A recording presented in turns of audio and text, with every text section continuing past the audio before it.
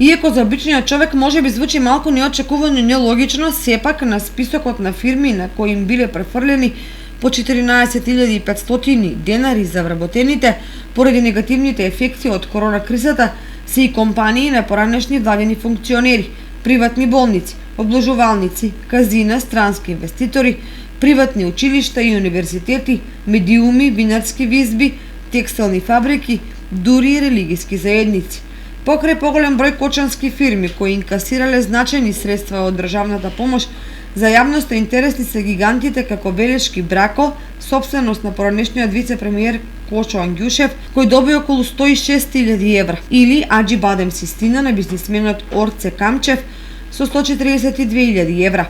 Меѓу компаниите кои земале по над 100.000 евра се многу обложувалници и казина. Спортлайф е во првите 5 компании со 183.000 евра, Делта Бет над 132.000 евра, Сенатор 131.000 евра, а Принцесес хотел и казино од Гевгелија речиси 120.000 евра. Пари добила и компанијата Дурмотурс, за која се води судски процес за несреќата кај ласкарци, а на листата е исламската заедница Муфтивство Прилеп со над 32.000 евра. Досега е одобрена финансиска помош од над 28 милиони евра за 21.542 компании, односно за околу 126.000 вработени.